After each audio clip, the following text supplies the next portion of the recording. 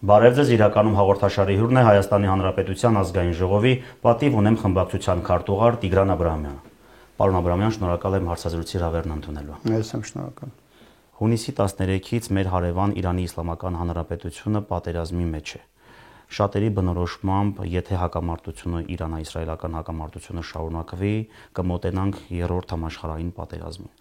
Դուք մարտական գործողությունների աշխարհագրության ընդլայնման վտանգներ տեսնում եք այս պահին։ Ցավոք, այո, դրա միտումները կան եւ դրսեւորում են մի կողմից Միացյալ Նահանգների, եվրոպական որոշ երկրների, այսպես ասած, միջամտության վտանգից, մյուս կողմից իհարկե Իրանի շուրջ ձևավորող որոշակի խմբերից, մասնապես Ռուսաստանի Դաշնություն, Պակիստան, Չինաստան, այս առանցքի առումով, եւ որ այդտեղ կենտրոնական դերում է նաեւ միջուկային զենքի հնարավոր կիրառման մասին այս հայտարարությունները, որոնք կարող են ոչ միայն ավերիչ ազդեցություն ունենալ բուն Իրանի կամ Իսրայելի վրա, այլ նաև դրանք կարող են էականորեն ընդլայնվել, հաշվի առնելով, որ ռազմական գործողությունները ընթանում են մեր հարևան պետության շրջանում եւ բնականաբար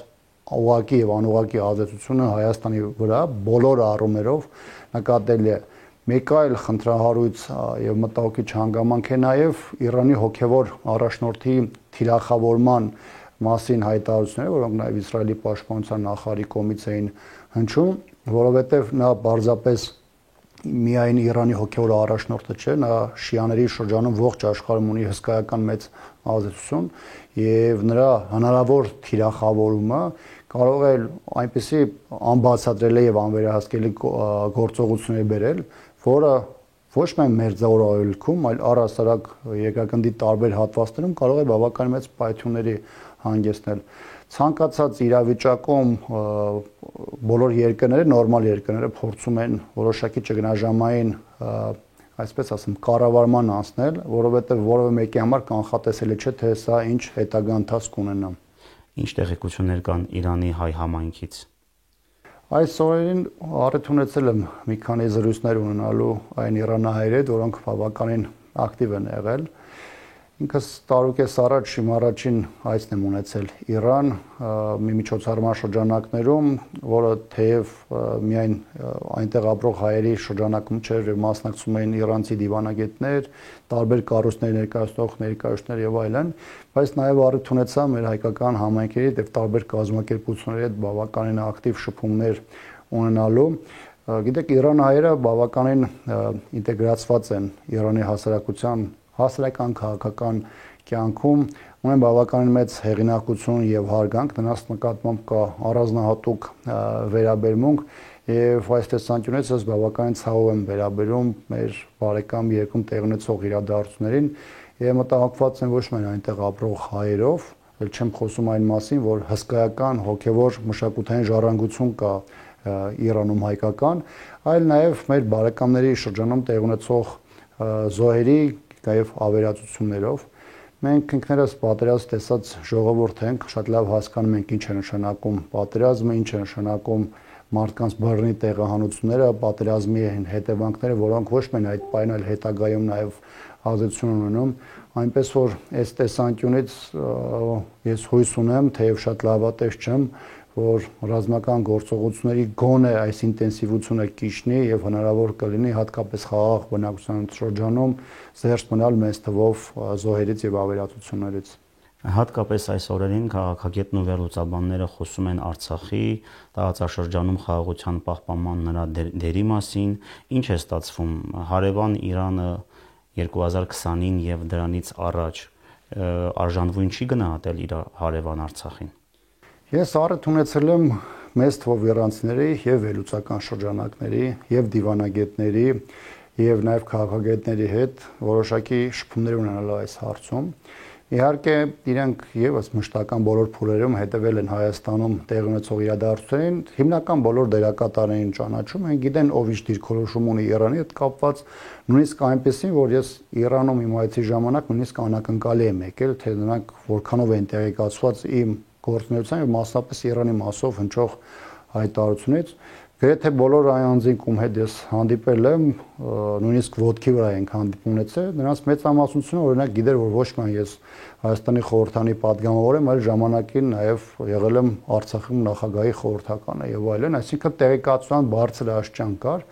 որը պայմանավորված էր ոչ թե բուն իմ անձով, այլ նրանով, որ նրանց համար Հայաստանը մշտապես եղել է կարևոր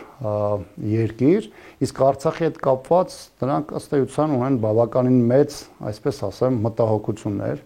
Իրենք այդտեղ նաև իրենց համարում են պարտված, որովհետև երբ որ իրենք խոսում են Սյունիքի մասին, հատկապես Սյունիքի այսպես կոչված այդ միջանցքային տրամաբանության մասին,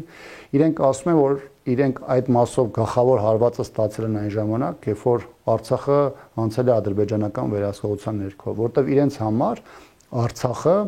եւ Սյունիքը քաղաքական աշխարհագրական տեսանկյունից եղել է մեկ ընդհանուր ամբողջություն եւ այսօր Սյունիքում ստեղծված իրավիճակի խոցելիության 50%-ը նրանք կապում են Արցախի ադրբեջանական վերահսկողության տակ գտնվելու հանգամանքից։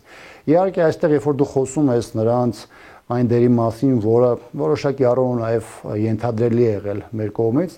նրանք ասում են, որ մեր համար շատ բաներ եղել է անակնկալ եւ շատ բաներ կախված են նրանով, որ անվտանգային տեսանկյունից հիմնական դերակատարը եղել է Ռուսաստանը եւ իրենք որևէ ձևով չեն սպասել, որ կարող է իրադարձությունները այդ ձևով զարգանալ։ Իհարկե նաեւ նրանք ակնարկում են Հայաստանի իշխանությունների դիրքորոշման վերաբերյալ Արցախի մասով, հիմնական այդ առանցքային հանգրվանը նրանց համար 22 թվականի այդ Պրագայի հայտնի միջազգային այդ միջոցառումն էր, որի ժամանակ Հայաստանի իշխանությունն ու նրա բարձրագույն ղեկավարը ըստ էության պաշտոնապես հայտարարեց, որ Արցախը ճանաչում է Ադրբեջանի կազմում, եւ նրանք ասում են, որ քաղաքական իրավիճակը այնպիսին է եղել, որ հնարավորություն չի եղել այդ գիտակցման պայմաններում անել ավելին, որպեսզի Արցախը չլինի ադրբեջանական վերահսկման տակ, բայց այն, որ իրենք այդտեղ տեսնում եմ բավականին մեծ սպառնալիքներ, որոնք ուղղված են նաև իրենց, նաև այսօր նկատելի է այսօրվա Իրանի դեմ արտահայտվող եւ ռազմական ֆազայով եւ նաև որոշակի հիբրիդային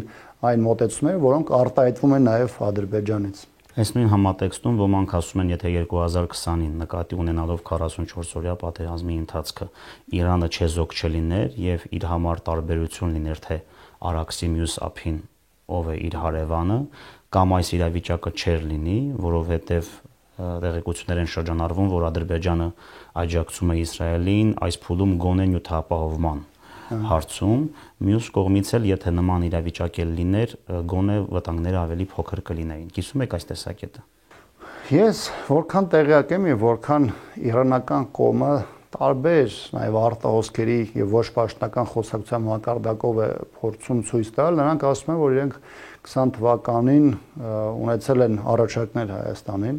նույնիսկ եթե չեմ սխալվում, այս վերջերս հրապարակված Իրանի նախկին արտգործնախարարի այդ հուշերում էր այդ մասին ամրագրված, որ նույնիսկ բանագնաց է եղել Հայաստանում եւ այլն։ Դրանք գաղտնի բանակցություններ են եղել, որոնք լայն հասարակության համար դեռևս որևէ էական բան չեն տալիս։ Որոշ տարիներ հետո, երբ որ Հայաստանում նաև իշխանություն փոփոխված կլինի եւ հնարավոր կլինի ծանոթանալ ընդհանուր բանակցային գործընթացի 44-օրյա պատերազմի վերաբերող դրվագներին, մեր համար շատ ավելի հստակ կլինի, թե այդ պահին ով ինչ է առաջարկել, ով է իրականում ինչ արել եւ Հայաստանի իշխանությունը եղած առաջարկների շրջանակներում ինչպես է գործել։ Այս պահին մի փոքր դժվար է ասել, որովհետեւ կրկնում եմ, Իրանից անընդհատ նաև հայկական լսանին փորձում են հասնել այն, որ իրենք բազմաթիվ առաջարկներ ունեցել 20 թվականին, դրանից առաջ, դրանից հետո, բայց Հայաստանի իշխանությունները դրանց արագ չեն արձագանքել կամ այլ ձևով են արձագանքել, այս բանը դժվար է այդ ամբողջության մեջ գնահատել։ Մի քիչ ժամանակ կանցնի, երբ որ հնարավորություն կլինի այդ բանակցային դետալներին ծանոթանալու, կարծում եմ այդ ժամանակ շատ ավելի հստակ կլինի։ Մենք տեսանք Հայաստանում Միացյալ Նահանգների դեսպանատան հայտարարությունն այն մասին, որ անհրաժեշտ է խուսափել Իրանի կառավարության հետ կապված հայտնի վայրերի այցելություններից, այդ թվում Հայաստանում Իրանի դեսպանատուն։ Հայաստանի տարածքում դուք բախումների սցենար որևէ կերպով տեսնում եք։ Ես չեմ բացառում, որ Հայաստանի տարածքում իրանական տարբեր կառույցների նկատմամբ կարող են սադրանքներ իրականացվել, որովհետև Հայաստանում այս իշխանության պարագայում ներքին եւ արտաքին անվտանգության տեսանելիության առումով այնքան խոցելություն կա, որ ցավոք նաև այսպիսի օպերացիաներ որևէ մեկը չի կարող բացառել։ Իհարկե Միացյալ Նահանգների այդ հայտարարությունը կարող է դիտվել նաև հիբրիդային պատերազմի պայմաններում նաև Իրանի ճնշման հետագան դրսևորման որպես նաև միջոց, բայց այն օպերացիաները, որոնք այսօր աշխարհի տարբեր երկրներում երրորդ երկրների կողմից իրականացվում են, բնականաբար որևէ ձևով չի կարող բացառել հնարավոր սադրանքներ, որոնք կարող են դրսևորել նաև Հայաստանի տարածքում։ Այստեղ կարևորը այն է, որ ցանկացած երկիր նորմալ երկրների պարագայում փորձում են այս իրավիճակում ճգնաժամային կառավարում մտցնել երկրում եւ հնարավորինս բացառել այն անվտանգային խնդիրները, որոնք այս կամ այն իրավիճակում կարող են բավականին ակտուալ դառնալ։ Պարոն Աբրաման, իսրայելо-իրանական հակամարտության շարունակության դեպքում կարող է ներհոսք լինել փախստականների Հայաստանի Հանրապետություն։ Հայաստանի Հանրապետությունը որքանով է պատրաստ այդ ներհոսքին եւ ինչ աշխատանքներ են կատարվում այս ուղղությամբ, ինչ տեղեկություններ ունեք դուք։ Վերջին օրերին տարբեր տեղեկություններ կան ոչ միայն հոսքերի, այլ այն հնարավոր խնդիրների մասին, որին կարող է բախվել նաև Հայաստանը։ Առաջին հերթին մենք պետք է ելնենք այն դիրքերից, որ Իրանը մեծ բարեկամ ժողովուրդ է եւ բնականաբար Հայաստանը թեև փոքր երկիր է, բայց պետք է օգտագործի իր ողջ հնարավորությունները մարդկանց այդ ժամանակավոր կեցությունը համար որոշակի պայմաններ ստեղծելու եւ կամ դրանց աջակցելու առումով, որտեղ մենք չենք կարող այսպեսի ծանր իրավիճակում, ասենք որ գիտեք, մենք անվտանգության խնդիր ունենք կամ այս կամ այն խնդիր ունենք, մեր երկիր մի արեք կամ մեր երկիրը որպես տարանցիկ երկիր մի դիտարկեք այլ երկրներ գնալու առումով։ Այլ բան է, որ այստեղ կառավարում պետք է իրականացվի հնարավոր բոլոր խնդիրներից, սկսած անվտանգությունից, որպեսզի նրանց իրանցիների անվան տակ տարբեր երկրների լրտեսներ չներթափանցեն դեպի Հայաստան եւ Հայաստանում լուրջ խնդիրներ առաջացնեն, մյուս կողմից մենք պետք է կարողանանք հումանիտար բաղադրիչը իրականացնել եւ մարդկանց օգնել գոնե նվազագույն կեցության պայմանների, այսպես ասեմ, ապահովման տեսանկյունից, միջև իրենց երկրում անվտանգության խնդիրները կամ վիճակը կայունանա եւ նրանք հնարավորություն կստանան վերադառնալու իրենց երկրներ։ Բայց այստեղ կրկին պետք է մեծ մտահոգությամբ արձանագրեմ, որ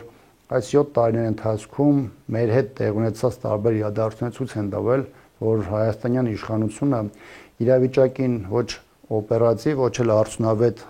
լուծումներ չի կարողանում տալ, եւ սա բերում է նրան, որ եւ պատշաճ վերաբերմունք չի կարողանում դրսևորվել կոնկրետ իրավիճակին եւ նաեւ ստեղծված իրավիճակը շատ ավելի մեծ խնդիրներ է ստեղծում Հայաստանի Հանրապետության եւ առաջին հերթին Հայաստանի անվտանգային միջավայրի համար։ Դրա համար ես հույս ունեմ, որ այս պատերազմական ֆազան շատ երկար չի տևի եւ Հայաստանը շատ ավելի մեծ խնդիրների հետ բառից ուղակի եւ անուղակի իմաստով չի բախվի եւ հնարավորություն կունենա գոնե հնարավորինս քիչ վնասներով դուրս գալ այս ռեգիոնալ պայթունավտանգ իրավիճակից։ Իսկ փախստականների ներհոսքի պայմաններում անվտանգային ինչ խնդիրներ են առաջ գալիս Հայաստանի համար, չէ՞ որ Իրանում նաեւ մեծ թվով ադրբեջանցիներ են ապրում։ Գիտեք, էթնիկ ադրբեջանցիների մասին որ խոսում ենք, շատ ժամանակ ամբողջության մեջ է ներկայացում այն խնդիրը, որը կարող է կապ ունենալ ադրբեջանցիների հետ, բայց այնտեղ մոտեցումը մի փոքր այլ է, այնպես չէ որ այնտեղ ապրող 15 կամ միգուցե ավել միլիոն այդ էթնիկ ազերիները մենք բոլորին պետք է դիտարկենք որպես թշնամիներ կամ համարենք նրանց որպես ադրբեջանական քաղաքականության կրողներ։ Իհարկե հասկանալի է, որ Ադրբեջանը փորձում է Իրանի ներսում նաև գործող տարբեր կազմակերպությունների միջոցով որոշակի խնդիրներ հրահրել հատկապես Իրանի իշխանությունների համար, հատկապես այս ծանր իրավիճակում եւ որոշ խմբերի նաև 44-օրյա պատերազմի ժամանակ ըստ տեղեկությունների նաև օգտագործել է Իրանի տարածքով դեպի Հայաստան տարբեր մատակարարումները խափանելու կամ խոչընդոտելու համար, բայց պետք չէ ամբողջության մեջ բոլորին վերցնել եւ դիտարկել պոտենցիալ ադրբեջանական ազդեցության գործակալներ կամ ուղիղ գործակալներ, որոնք Հայաստան են ներթափանցում ահաբեկչություն կամ այլ վնասակար գործողություն իրականացնելու համար։ Հայաստանը ունի ուժային կառույցներ, իհարկե հայաստանյան ուժային կառույցները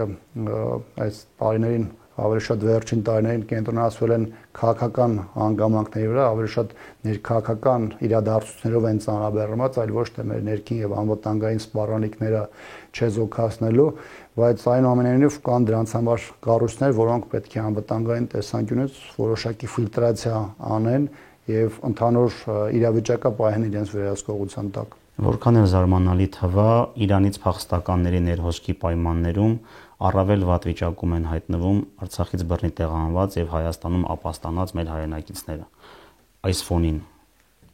աճում են բնակվարձերը, կառավարությունը հունիսի 1-ին դադարեցրել է բնակվարձի տեսքով սոցիալական աջակցության ծրագիրը, ինչ անել։ Գլխավոր խնդիրը այն է, որ Հայաստանի իշխանությունները Արցախի հարցը վերջնական փակելու գործընթացը բարի քաղաքական եւ ոչ միայն քաղաքական առումով տեսնում են արցախցիների թեման հնարավորինս ստվերում պահելու եւ այնպեսի իրավիճակ ստեղծելու, որի դեպքում շատ-շատերը ցավոք մինչեւ այս պահը եւ սրանից հետո ընտրելու են Հայաստանից նաեւ հեռանալու որոշումը։ Այստեղ առանցքայինը ես դիտարկում եմ ոչ միայն սոցիալական խնդիրը, այլ հատկապես բնակարանային ծրագիրը, որի հետ կապված մենք բազմաթիվ քննարկումներ ենք ունեցել ոչ միայն Արցախի խորհրդանի մեր գործընկերների հետ, այլ նաև այն հասարակական կազմակերպությունների, որոնք այս ընթացքում եւ հատկապես վերջին ամիսներին բավականին ակտիվ նախաձեռնություններ էին դրսևորում, որպեսզի ծրագրերում փոփոխություններ լինեն։ Որքան ես այդ զրույցներից տեղյակ, նաև նրանց այդ հանդիպումներից որոշակի փոփոխություններ եղել են, բայց դրանց մի մասը եղել է ուշացած, մյուս մասը սոցիալական այդ քաղաքականությունով, այսինքն սոցիալական ծրագրերի այդ բալանսի խախտման պայմաններում է տեղ ունեցել եւ այսօր մարդիկ փաստացի կանգնած են, այսպես ասեմ, փաստի առաջ կամ փողոցում մնալու փաստի առաջ։ Մի կողմից կա հնարավորություն մարդկանց տարբեր վայրերում բնակարան գնելու այդ հայտնի սերտիֆիկատների ծրագրերով, բայց մյուս կողմում հազար ու մի խնդիրներ կա սկսած բանկային համակարգից, վերջացրած կառավարության այն չափորոշիչներով, որոնք հնարավորություն չեն տալիս հնարավորինս մեծ խմբերի, շահառու խմբերի այս ծրագրից օգտվելով եւ իրենց գլխի վերևում տանիք ունենալու տեսանկյունից։ Նույնիսկ այն փոփոխությունները, որոնք այս վերջի մեկ ամիս ընթացքում են եղել, կատեգորիաներին 158 բնակավայրերի փոփոխության մասով, որտեղ 3 միլիոնից 4 միլիոնի անցում է կատարել, բայց հարակից այնքան խնդիրներ կան, որոնք չեն լուծվել, որ նույնիսկ այս պարագայում այդ շահառուների ոչ այդքան մեծ խմբերի այս թեման վերաբերվում։ Ընդ որում արցախցիները խնդիրներ են ունեցել ոչ միայն այս վերջին իրավիճակում, այլ նաև ռուս-ուկրաինական պատերազմի ժամանակահատվածում, երբ որ այն փուլում էլ Ռուսաստանից մեծ թվով մարդիկ եկան, ոչ միայն Ռուսաստանից, նաև որոշակի չափով Ուկրաինայից եկան Հայաստան եւ նույն խնդիրները ստեղծվավ այդ բնակարանային թեմայով, բայց այստեղ լուծումները պետք է լինեն այնպեսի, որպեսզի որևէ արտաքին կամ նույնիսկ ներքին process որևէ խնդիր չստեղծի բռնի տեղահանված արցախցիների համար։ Եթե լուծումները լինեն հիմնական, եթե դրանցում այդ հիմնական խնդիրները լինեն հաղթարված, բնական է, որ մեր շատ արցախցիներ, ում Հայաստանը իրենց հայրենիքի մի մասն է կազմում, բնականաբար շատ հաճույքով Հայաստանում բնակարան կգնեն, այնքան ժամանակ մինչև հնարավորություն կտա իրավիճակը իրենց տներ, իրենց բնակարանները հետագայում վերադառնալու համար, բայց Հայաստանն էլ ողջ հայերի համար այն հայրենիքն է, որտեղ ցանկացած իրավիճակում իրենք ապրել եւ ապրելու են եւ Հայաստանի ցանկացած կառավարություն պարտավոր է պատշաճ պայմաններ ապահովելու մեր հայրենակիցների այստեղ բնակվելու եւ ապրելու համար, որովհետեւ մեկ այլ խնդիր է արցախցիների Հայաստանում լինելը, մեկ այլ ողբերգություն է նրանց Հայաստանից մեկնելը, որովհետեւ առաջին ողբերգությունը տեղի ունեցել բռնի տեղահանման ժամանակ, բայց գոնե նրանք գտնվում են իրենց հայրենիքում Հայաստանում։ Երբ որ մարդը կորցնում է հույսը նաև իր հայրենիքի այս հատվածում ապրելու, դա ցանկացած պետության համար, անկախ նրանից այդ պահի իշխանությունը գիտակցում է թե չի գիտակցում, մեկ այլ, այսպես ասեմ, ողբերգություն է, որը որևէ ձևով չպետք է թույլ տանք։ Որքան էլ արցախցիները չեն մասնակցել Հայաստանի Հանրապետության իշխանության ձևավորման, այդուհանդերձ ազգային արժեքների եւ հայ առաքելական եկեղեցու պաշտպանության համար պատասխանատու ենք բոլորս։ Հայ առաքելական եկեղեցու շուրջ ստեղծված իրավիճակի ձեր հանգուցալուծման տարբերակը ո՞րն է։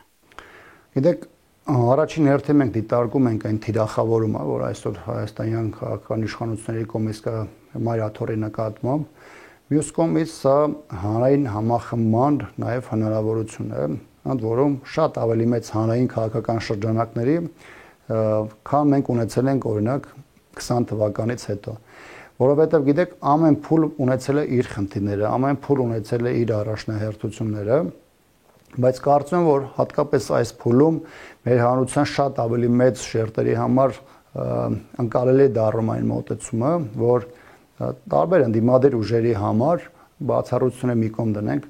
նպատակը այս իշխանության փոփոխությունն է եւ Հայաստանի դեմ, Հայաստանի պետականության դեմ իրականացվող այդ հարվածների կասեցումն է, որովհետեւ այստեղ խնդիրը չպետք է լինի զուտ նեղ անձնային շահերը, այստեղ չպետք է լինի այս կամ այն քաղաքական գործի կամ առաջնորդի ամբիցիաները։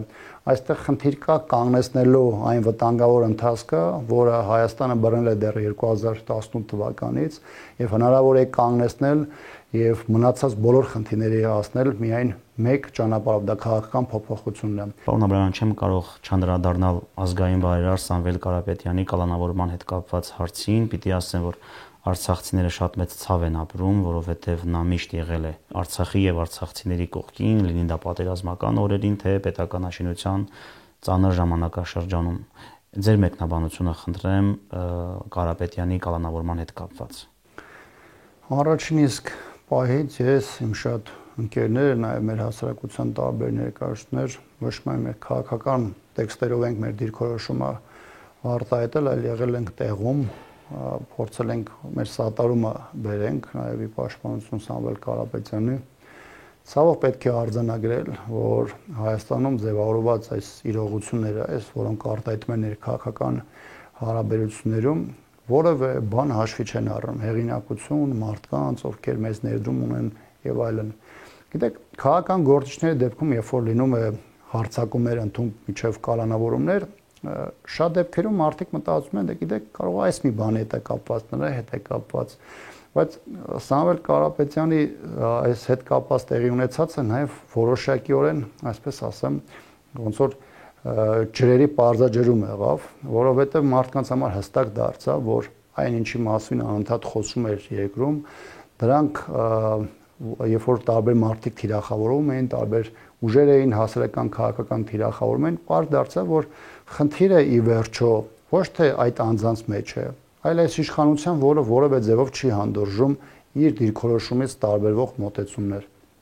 Տեսեք, հաշվի առնելով այն հանգամանքը, որ իրենց համար հայ առաքելական եկեղեցու դեմ պայքարը որպես առաջնահերթություն է դիտարկվում, որովհետև նա խոչընդոտ է այն բոլոր ծրագրերի իրականացմանը, որը չի բխում հայկական շահից, հիմա նրանք թիրախավորում են ոչ միայն եկեղեցուն, այլ նաև այն մարդկանց, ովքեր նույնիսկ միայն հայտարարություն են անում այս թեմայով։ Հիմա ես առիթ ունեցել եմ իմ գործընկերների, ընկերների հետ նաև միջև նրա ձերբակալությունը հանդիպելու, նաև զրուցելու Սամվել Կարապետյանի հետ, Կարեն Կարապետյանի հետ, նրա եղբոր, ովքեր իրապես եւ Արցախում եւ Հայաստանում եւ Հայաստանից դուրս նաև մեծ աշխատանքներ են ծավալել տարբեր համայնքներում, նաև հայ առաքելական եկեղեցի տարբեր թեմերում բավականին մեծ ներդրումներ են արվել, որի մասին նույնիսկ մենք էլ տեղյակ չենք եղել։ Համահայկական հիմնադրամում ունեցած մեծ ներդրումներից, վերջացրած տարբեր կարևորագույն ենթակառուցվածքներից, Արցախի դեպքում ներդրումները եւ արտահայտումներ միջնորդավորված համայնքական հիմնադրամի միջոցով եւ նայեք մեզ համար այնտեղ շատ կարեւոր հանրապետական հիվանդանոցի կառուցման, սարքավորումների նաեւ առումով, այսինքն կան բաներ, որոնք արձանագրված են եւ որևէ ձևով որևէ բարոյական մարդ չի կարող պարզապես մոռանալ։ Այն ինչ որ հնչեցել է Սամվել Կարապետյանը, դա տրամաբանական էր, դա հայ առաքելական եկեղեցու հետևորդի պարզապես, այսպես ասեմ, սատարման խոսք էր եւ Հայաստանի իշխանությունների պահվածքը թեև միգուցե շատերի համար անսպասելի էին, բայց բոլոր այն մարդկանց համար, ովքեր քաղաքական process-ների մեջ են եւ անընդհատ իրենց վրա զգացել են այս իշխանության հարվածները, ցավոք եմ ասում, բայց նրանց համար որևէ անակնկալ բան տեղի չի ունեցել։ Ես կարծում եմ, որ լավագույն լուծումը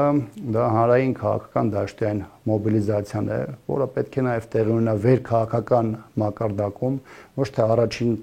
պլան բերվեն նեղանձնային շահերը կամ տարբեր անձերը, այլ գլխավոր նպատակը եւ գաղափարները, որովհետև մեկ անընդհատ տարբեր մարդկանց թիրախավորմամբ կլինի Արցախի իշխանությունները,